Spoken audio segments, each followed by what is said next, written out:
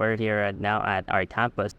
Another topic with the sunlight. We're going to talk about how to master time management. My personal journey in time management is not an instant noodles. It really have gone by, like for example, when you cook a ramen, it guns a lot of process like planting, and then they chop it, and then they put it in to preserve it. I don't know. Before it became a noodle, I've gone through those process. Time management is like that. It goes a lot of process, and it's kind of complicated, but it's simple. You have to go through the process before you master time management. Time management is a skill, all I would say. As an entrepreneur, it's important for us to define our priorities. When we say priorities, for example, for me, my priority is work. My priority is school. My priority and last priority is God.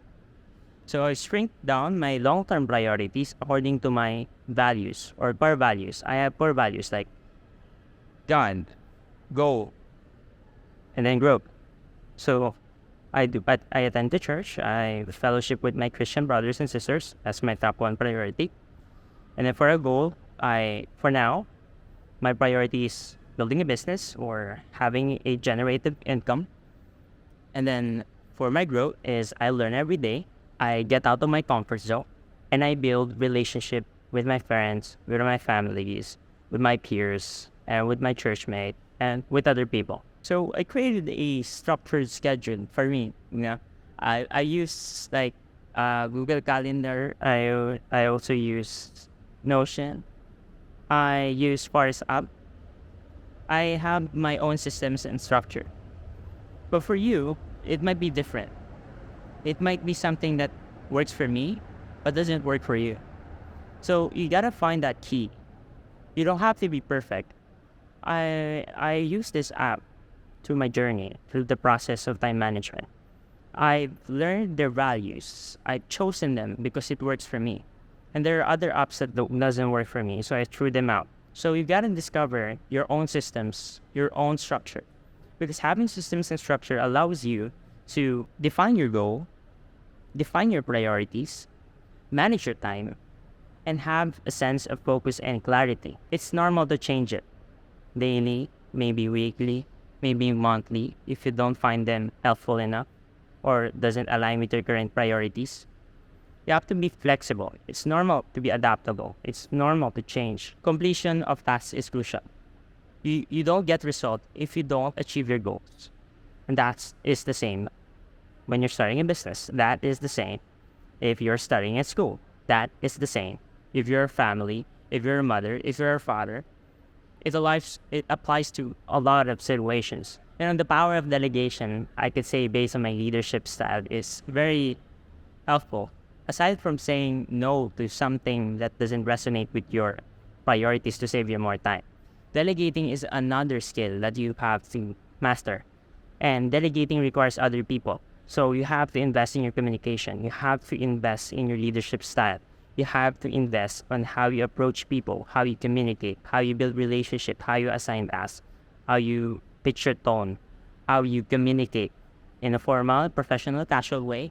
There's a lot of different people. You don't have to study psychology and a degree for it to master. You just have to have common sense, understanding, and the willingness to learn about leadership and educating yourself in books.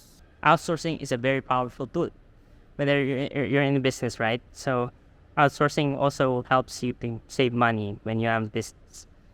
If you want to assign it to someone, you better assign it to someone who is passionate at it, who have skills on it, who have experience on it if you have the money, or someone who you can train for it, or someone you can externally pass that work that you don't want to do. As I mentioned, I have technology that I use. That's Notion, that is Forest app, and that is Google Calendar.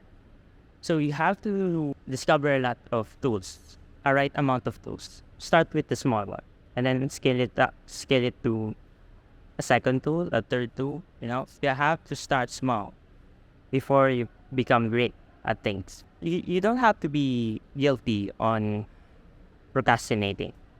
Even the greatest scientists or, you know, the greatest people on earth or whom you admire, still today, they experience procrastination. And knowing that it is normal, you would be relieved that, oh, I procrastinated today. It doesn't matter. I can do better tomorrow. What I do when I procrastinate is I compute my hours or how many hours or minutes did I procrastinate. And then I can compare it to the next day and then the next day. So as I record my time on how many hours I procrastinate, I can see if I reduce my procrastination time or if it had increased or nothing changed. And that way, you can strategize yourself how to avoid procrastination. Basically, you're procrastinating on purpose. And one of the strategies I do is the Pomodoro technique to enhance your focus and also setting meetings or deadlines.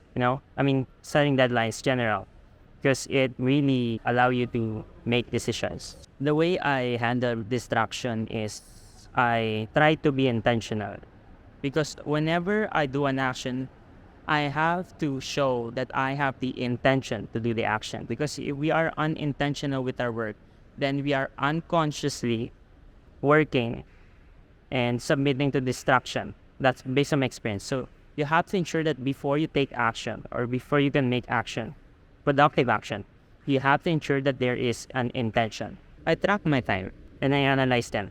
That's how I review and reflect. And this is not sponsored, but I use the Forest app. Like for today, like it's YouTube today. And there's a lot of like statistics here or monthly, daily, yearly, and you can customize how many hours did you spend on study, on work, how many hours did you study on making YouTube videos or related to that, how many hours did you do sport like this.